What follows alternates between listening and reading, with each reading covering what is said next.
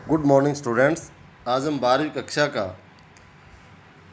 इतिहास का तीसरा लेसन शुरू करने जा रहे हैं, बंधुत्व, जाति और वर्ग। तो यहाँ पर जो आरंभिक समाज था 600 ईसा पूर्व से 600 ईस्वी के बीच, उसके बारे में हम जानेंगे कि आरंभिक समाज में किस प्रकार के लोगों में संबंध थे। पिछले अध्याय में हमने पढ़ा कि लगभग 600 ईसा पूर्व से 600 ईस्वी तक के मध्य आर्थिक और राजनीतिक जीवन में अनेक परिवर्तन हुए। इनमें से कुछ परिवर्तनों ने समकालीन समाज पर अपना प्रभाव छोड़ा। उदाहरणतः वन क्षेत्रों में कृषि का विस्तार हुआ, जिससे वहाँ रहने वाले लोगों की जीवन शैली में परिवर्तन हुआ। शिल्प विशेषज्ञों के एक विशिष्ट सामाजिक समूह का उदय हुआ तथा संपत्ति के असमान वितरण ने सामाजिक विषमताओं को अधिक प्रखर बनाया। इतिहासकार इन सब प्रक्रियाओं को समझने के लिए प्राय साहित्यिक परंपराओं का उपयोग करते हैं। कुछ ग्रंथ सामाजिक व्यवहार के मानदंड तय करते थे, अन्य ग्रंथ समाज का चित्रण करते थे और कभी कभी समाज में मौजूद विभिन्न रिवाजों पर अपनी टिप्पणी प्रस्तुत करते थे। अभिलेखों से हमें समाज के कुछ ऐतिहासिक अभिनायकों की झलक मिलती है। हम देखेंगे कि प्रत्येक ग्रंथ किसी समुदाय विशेष के दृष्टिकोण से लिखा जाता था, अतः ये याद रखना जरूरी हो जाता था कि ये ग्रंथ किसने लिखे, क्या लिखा गया, किन के लिए इनकी रचना हुई। इस बात पर भी ध्यान देना जरूरी है कि इन ग्रंथों की रचना में किस भाषा का प्रयोग हुआ तथा इनका प्रचार प्रसार किस तरह हुआ। यदि हम इन ग्रंथों का प्रयोग सावधानी से करें तो समाज में प्रचलित आचार व्यवहार रिवाजों का इतिहास लिखा जा सकता है। उपमहाद्वीप के सबसे समृद्ध ग्रंथों में से एक महाभारत का विश्लेषण करते हुए हम अपना ध्यान एक ऐसे विशाल महाकाव्य पर केंद्रित कर रहे हैं जो अपने वर्तमान रूप में 1,00,000 श्लोकों से अधिक है। विभिन्न सामाजिक श्रेणियों व परिस्थितियों का लेखा जोखा है। इस ग्रंथ की रचना 1000 वर्ष तक होती रही। इसमें निहित कुछ कथाएं तो इस काल से पहले भी प्रचलित थी। महाभारत की मुख्य कथा 2 परिवारों के बीच हुए युद्ध का चित्रण है। इस ग्रंथ के कुछ भाग विभिन्न सामाजिक समुदायों के आचार व्यवहार के मानदंड तय करते हैं। यदा कदा इस ग्रंथ के मुख्य पात्र इन सामाजिक मानदंडों का अनुसरण करते हुए दिखाई पड़ते हैं। मानदंडों का अनुसरण व उनकी अवहेलना क्या इंगित करती है।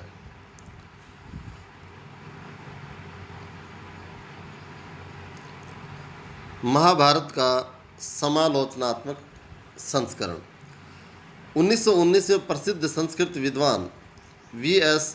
सुकथांकर के नेतृत्व में एक अत्यंत महत्वाकांक्षी परियोजना की शुरुआत हुई। अनेक विद्वानों ने मिलकर महाभारत का समालोचनात्मक संस्करण तैयार करने का जिम्मा उठाया। इससे जुड़े क्या क्या कार्य थे। आरंभ में देश के विभिन्न भागों से विभिन्न लिपियों में लिखी गई महाभारत की संस्कृत पांडुलिपियों को इकट्ठा किया गया। परियोजना पर काम करने वाले विद्वानों ने सभी पांडुलिपियों में पाए जाने वाले श्लोकों की तुलना करने का एक तरीका ढूंढ निकाला। अंततः उन्होंने उन श्लोकों का चयन किया जो लगभग सभी पांडुलिपियों में पाए गए थे। उनका प्रकाशन 13,000 पृष्ठों में फैले अनेक ग्रंथ खंडों में किया।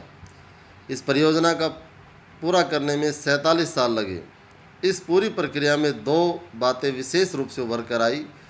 पहली, संस्कृत के कई पाठों के अनेक अंशों में समानता थी। यह इस बात से स्पष्ट होता है कि समूचे उपमहाद्वीप में उत्तर में कश्मीर और नेपाल से लेकर दक्षिण में केरल और तमिलनाडु तक सभी पांडुलिपियों में ये समानता देखने में आई।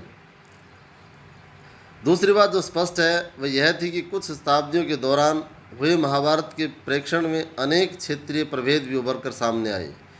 इन प्रभेदों का संकलन मुख्य पाठ टिप्पणियों और परिशिष्टों के रूप में किया गया। 13,000 पृष्ठों में से आधे से भी अधिक इन प्रभेदों का ब्यौरा देते हैं। इन सभी प्रक्रियाओं के बारे में हमारी समझ मुख्यतः उन ग्रंथों पर आधारित है जो संस्कृत में ब्राह्मणों द्वारा उन्हीं के लिए लिखे गए। 19वीं और 20वीं शताब्दी में इतिहासकारों ने पहली बार सामाजिक इतिहास के मुद्दों का अनुशीलन करते समय इन ग्रंथों को सतही तौर पर समझा। उनका विश्वास था कि इन ग्रंथों में जो कुछ भी लिखा गया है वास्तव में उसी तरह से उसे व्यवहार में लाया जाता होगा। कालांतर में विद्वानों ने पाली, प्राकृत और तमिल ग्रंथों के माध्यम से अन्य परंपराओं का अध्ययन किया। इन अध्ययनों से स्पष्ट हुआ कि आदर्श मूलक संस्कृत ग्रंथ आमतौर से अधिकाधिक माने जाते थे, किंतु इन आदर्शों को प्रश्नवाचक दृष्टि से भी देखा जाता था और यदाकदा इनकी अवहेलना भी की जाती थी। जब हम इतिहासकारों द्वारा सामाजिक इतिहास के पुनर्निर्माण की व्याख्या करते हैं तब इस बात को ध्यान में रखा जाता है।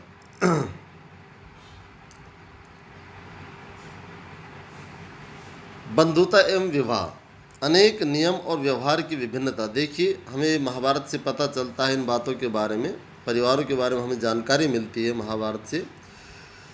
तो बंधुता के बारे में, विवाह के बारे में कि किस प्रकार से विवाह के नियम थे उस समय, उसके बारे में हमें क्या जानकारी मिलती है। यहाँ देखिए आप, हम बहुधा पारिवारिक जीवन को सहज स्वीकार कर लेते हैं, किंतु आपने देखा होगा कि सभी परिवार एक जैसे नहीं होते। पारिवारिक जनों की गिनती, एक दूसरे से उनका रिश्ता और उनकी क्रियाकलापों में भिन्नता होती है। कई बार एक ही परिवार के लोग भोजन और अन्य संसाधनों का आपस में मिल बांट कर इस्तेमाल करते हैं, एक साथ रहते और काम करते हैं और अनुष्ठानों को साथ ही संपादित करते हैं। परिवार एक बड़े समूह का हिस्सा होते हैं जिन्हें हम संबंधी कहते हैं। तकनीकी भाषा का इस्तेमाल करें तो हम संबंधियों को जाति समूह कह सकते हैं। पारिवारिक रिश्ते नैसर्गिक और रक्त संबंध माने जाते हैं, किंतु इन संबंधों की परिभाषा अलग अलग तरीके से की जाती है। कुछ समाजों में भाई बहन से खून का रिश्ता माना जाता है, किंतु अन्य समाज ऐसा नहीं मानते।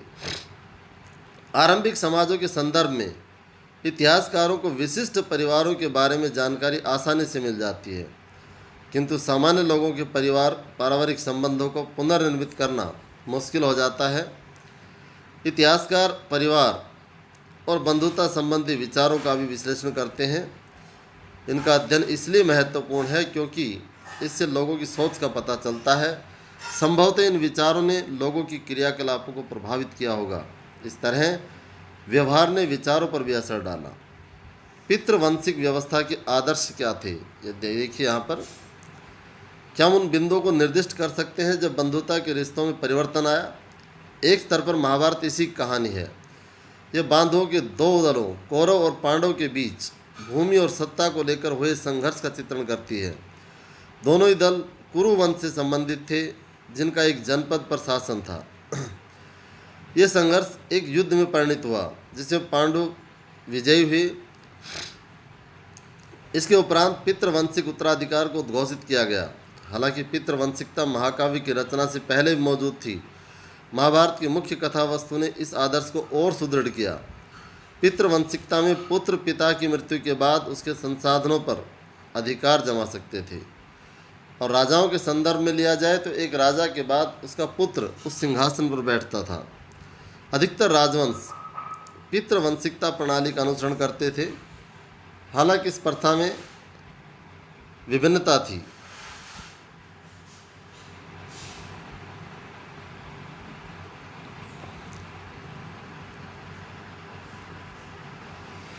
कभी पुत्र के न होने पर एक भाई दूसरे का उत्तराधिकारी हो जाता था, तो कभी बंधु बांधव सिंहासन पर अपना अधिकार जमाते थे। कुछ विशिष्ट परिस्थितियों में स्त्रियां जैसे प्रभावती गुप्त सत्ता का उपयोग करती थी। पितृवंशिकता के प्रति झुकाव शासक परिवारों के लिए कोई अनूठी बात नहीं थी। ऋग्वेद जैसे कर्मकांड ग्रंथ के मंत्रों से भी ये बात स्पष्ट होती है। ये संभव है कि धनी वर्ग के पुरुष और ब्राह्मण भी ऐसा दृष्टिकोण रखते थे।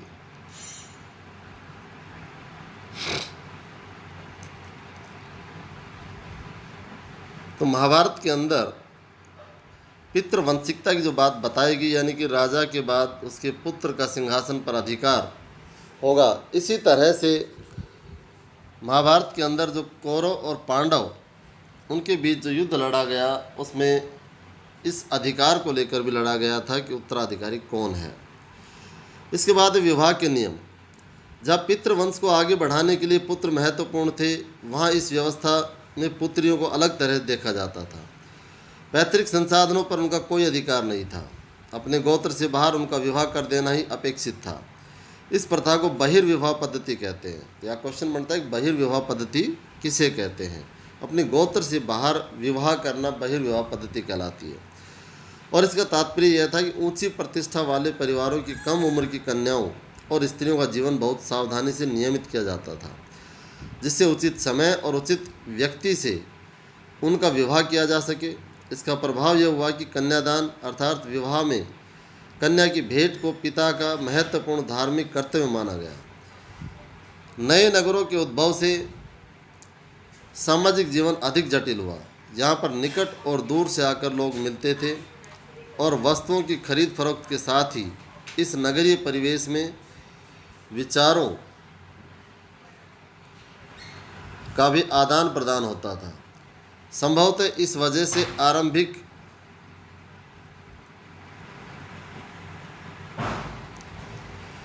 विश्वासों और व्यवहारों पर प्रश्न चिन्ह लगाए गए। इस चुनौती के जवाब में ब्राह्मणों ने समाज के लिए विस्तृत आचार संहिताएं तैयार की।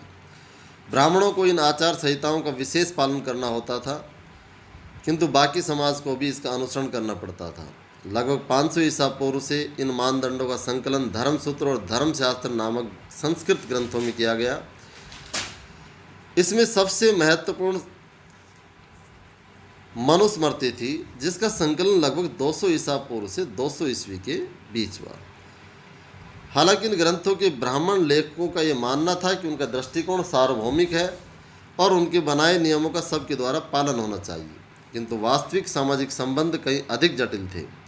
इस बात को भी ध्यान में रखना जरूरी है कि उपमहाद्वीप में फैली क्षेत्रीय विभिन्नता और संचार की बाधाओं की वजह से भी ब्राह्मणों का प्रभाव सार्वभौमिक कदापि नहीं था, यानी हर जगह उनका प्रभाव नहीं था।